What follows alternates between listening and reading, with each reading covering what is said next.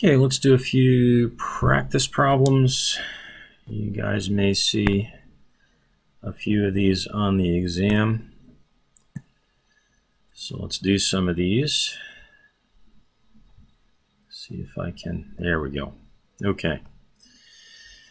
So the first question wants us to rank order the acceleration that each of three masses is experiencing. So we have to use Newton's second law to solve for acceleration. Okay, so there's three of these. Let me get something to write with here. There's A, there's B, and there's C. So A is 2 kilograms and subject to 1 Newton of force. So acceleration is net force over mass. So 1 Newton divided by 2 kilograms is 0.5 meters per second squared. And B is 8 kilograms and 10 newtons. So 10 newtons over 8 kilograms is going to be 1.25 meters per second squared. And C is 7 kilograms and 7 newtons, or 1.00 meters per second squared. So in descending order, it's going to be B, C, A. Okay, so BCA looks like that is D. Number 2, a 34 kilogram boy is riding his bike on the road. He exerts 85 newtons force parallel to the road. If the acceleration of the bicycle is 1.9 meters per second squared, then what is the mass of the bicycle? Well, this is kind of a tough one. He exerts 85 newtons and he accelerates at 1.9 meters per second squared. So let's see. What's the total mass? Well, mass would be the net force over the acceleration, and it's 85 newtons over 1.9 meters per second squared. So let's see here if I can find the calculator. So 85 divided by 1.9 equals. So that is 245. Oh, that doesn't seem right. What did I do here? That's not right. No. Clear. 85 divided by 1.9 equals. Whew, it's more like it. Okay, let me just grab the eraser. And 44.7. So that is 44.7 kilograms. But the boy is 34 kilograms. So let's round this up to 45 kilograms. And the boy is 34 kilograms. So the bicycle must be 11 kilograms. I hope everybody understands what I did there.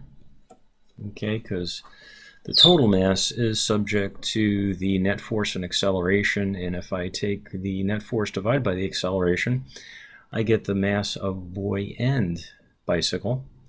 If I subtract off the mass of the boy, what I'm left with is the mass of the bicycle. Okay. Given an object's mass and observing its acceleration, what can be found in a direct application of Newton's second law of motion? Well, if you're given the object's mass and you know its acceleration, you can find the net force. Okay, remember those are the three variables in the second law. A 45,000 kilogram airplane experiences a force from its engines of 110,000 newtons. What is its acceleration? Well, acceleration is net force over mass. This is going to be something a little over 2, right? So it looks like C is our person here. Everybody understand that? 110,000 divided by 45. 110 over 45, so around 2. So Newton's laws of motion are not used to describe what happens when an object is, let's see, Newton's laws of motion are not used to describe what happens when an object is being heated. Okay, we probably would not deal with Newton's laws there. A 5 kilogram object is pushed across the floor with a force of 30 newtons to the right. It accelerates at 2 meters per second squared. What was the force of friction on the floor? Okay, does everybody see that this is like the boy on the bicycle problem? So in other words, if we have 5 kilograms and 2 meters per second squared, and there was no friction, so 5 kilograms and 2 meters per second squared is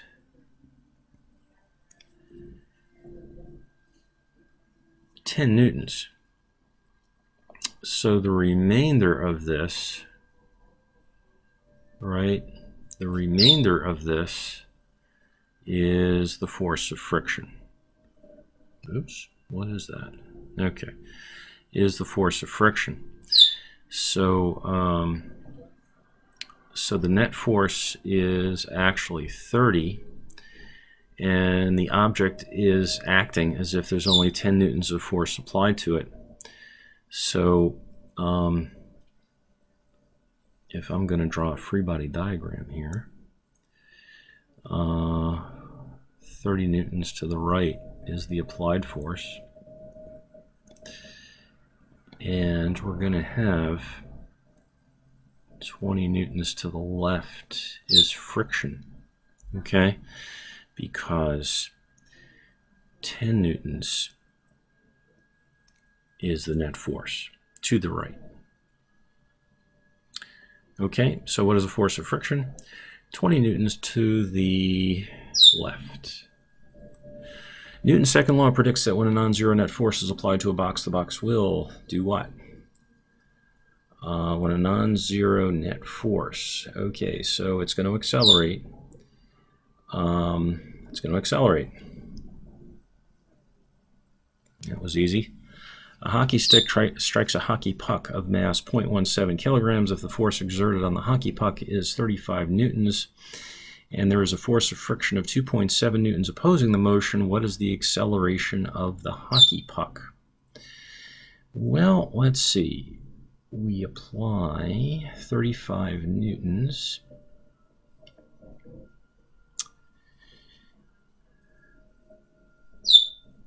We apply 35 newtons, but there is 2.7 newtons opposing, so the net is going to be 32.3 newtons.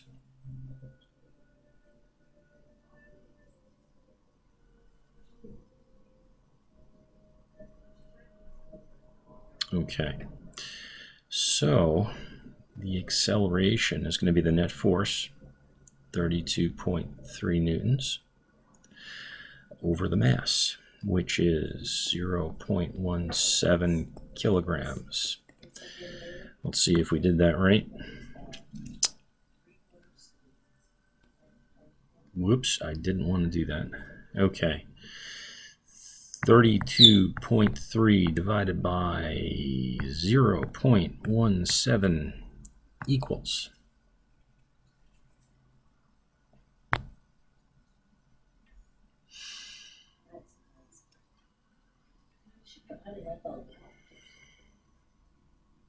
Oops, what was it? No, can't be right. What did I do here? Clear. 32.3 divided by 0.17 equals, is 190 meters per second squared. If a force is applied to an object, which of the following must be true? Well,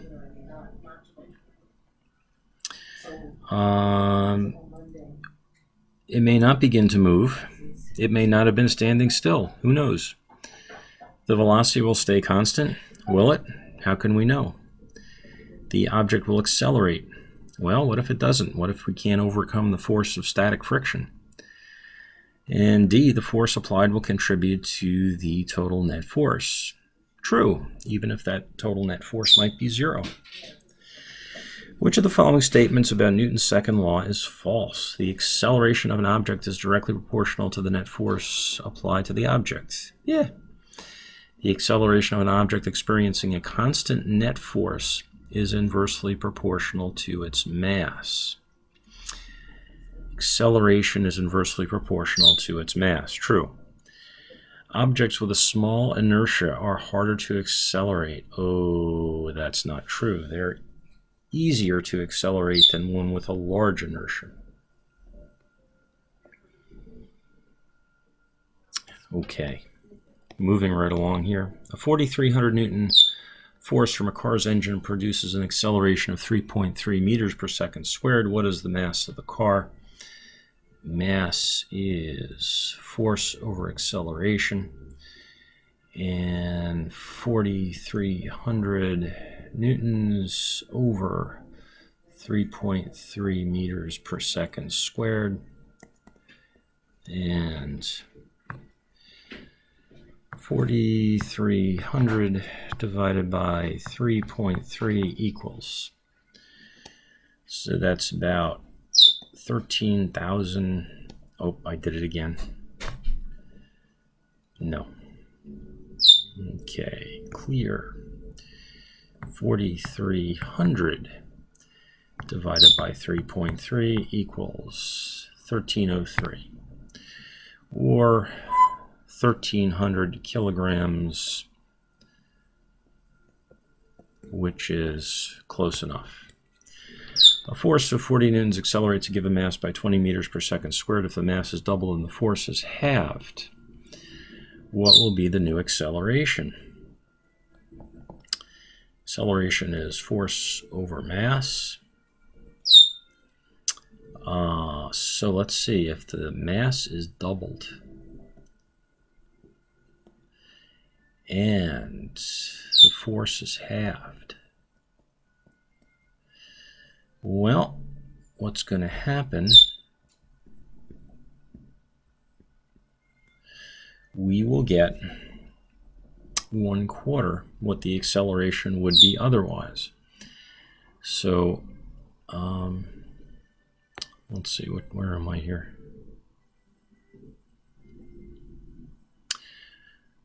Okay, 40 newtons accelerates. If the mass is doubled and the force is halved, what will be the new acceleration?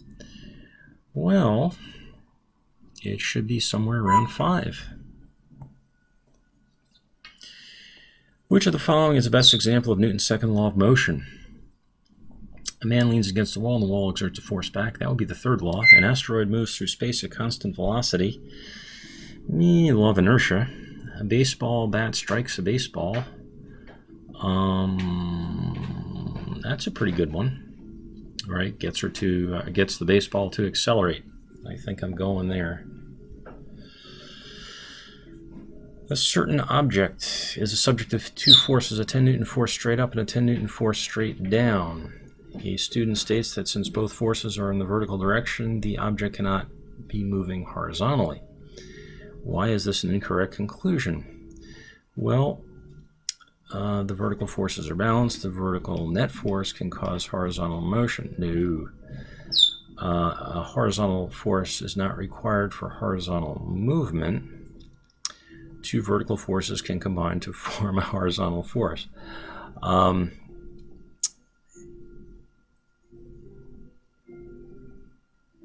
Wow, these are all bad. Let's see. A horizontal force is not required for horizontal movement. So what's going on in the vertical direction doesn't really speak to what's happening in the in the horizontal direction. So it doesn't really, one thing doesn't have a bearing on the other. So a horizontal force isn't required. So I guess this is the least wrong. It's one of those. That will not be appearing on the test. Two students push a 5-kilogram cart from opposite sides. The cart accelerates to the right at 2 meters per second squared. From this, one can conclude that. We can conclude something about the net force, right? Because net force is mass times acceleration. So 5 kilograms times 2 meters per second squared is 10 newtons. The net force was 10 newtons to the right. So that would be B. If an object is not accelerating, then the net force acting on it must be what? If an object is not accelerating, then the net force acting on it must be 0. If a man exerts a force on a large couch by pushing it, which of the following must be true statement about the couch after he begins pushing?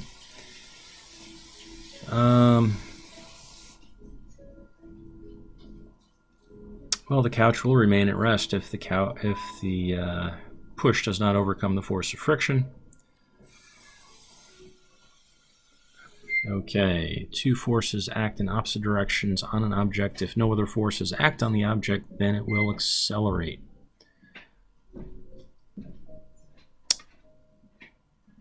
In the direction of the larger force, in the direction of the net force, opposite the direction of the weaker force, all the above. Okay, a boy shoves a 2-kilogram brick on the ground with his foot. He applies a constant force of 10 newtons. Meanwhile, friction on the ground opposes the motion with 2 newtons. How will the brick move? Well,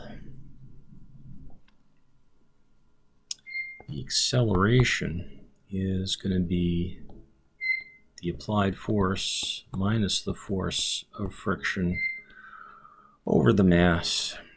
So that's going to be 8 newtons over 2 kilograms is 4 meters per second squared.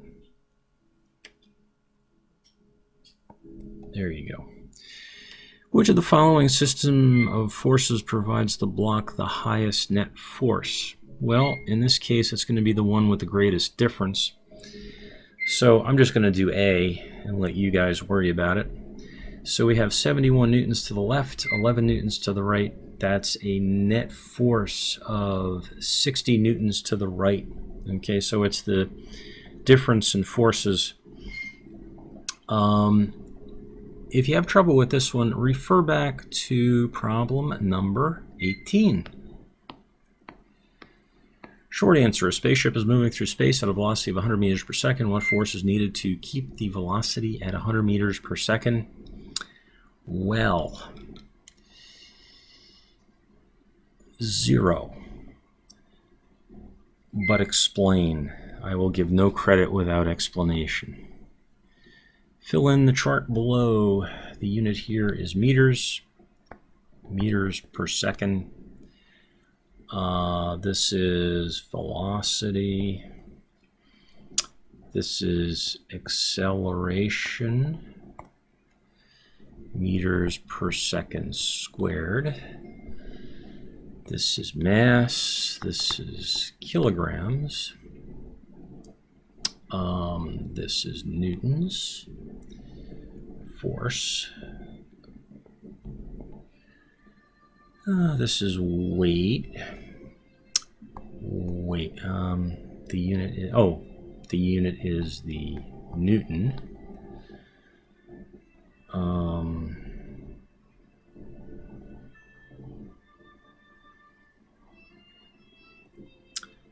Okay, second symbol. This is time. Okay.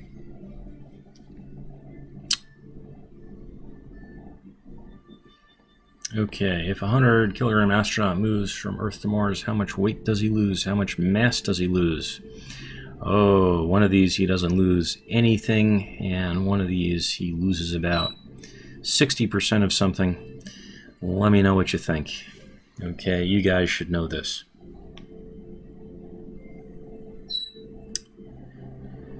Okay, fill in the chart here. Okay, well, he's pushing on the bus. Presumably the bus is pushing back. He's got to apply a force to change the bus's motion, so I'm going to say also 1. You know what? I probably shouldn't have circled those. I'm going to say 1. Get something to write with here. 1, 2, and 3. You could make an explanation for, right? Because he's pushing on the bus is pushing back. He's applying so many newtons of force, and the bus accelerates at 0.05 meters per second squared. The bus's mass of 2,000 kilograms. So the second law there is also involved if you want to know what his force is that he applied. And the law of inertia, heavy things take a force to get them to change their motion. Okay, the ghost on the skateboard, well, that's a third law problem. The ghost pushes on the wall pushes back. Hope you guys are writing down the explanations as we go. This is a law of inertia. You stop suddenly. The car stops, you keep going. That's why you have that shoulder belt. That's the law of inertia. This is action-reaction. The cannonball's fired out of the cannon. The cannonball goes one way, the cannon goes the opposite way. Notice the small mass has the big velocity and the big mass has the small velocity. They're inversely related. That is mostly a third law problem. And finally, last but not least, small mass, large acceleration, large mass, small acceleration. If we're going to calculate those, would be alluding to the inverse relationship between mass and acceleration. Mostly we're talking about the second law here. Okay, so put your explanations in over on the right. Okay, total force, multiple forces being added together is the net force. Net force. If the action force is a bat hitting a ball, the reaction force would be what is this? If the action force is the bat hitting the ball hitting the bat. Reaction force would be the ball hitting the bat. Okay. It is there. A parachute allows a skydiver to fall more slowly because the parachute has more air resistance. Just going to abbreviate that.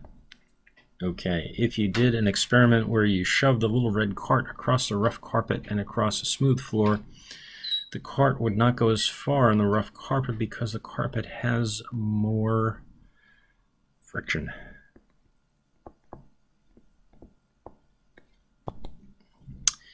Newton's third law says that every time there is an blank force, there is also a, let's see, an action force. There is also a reaction.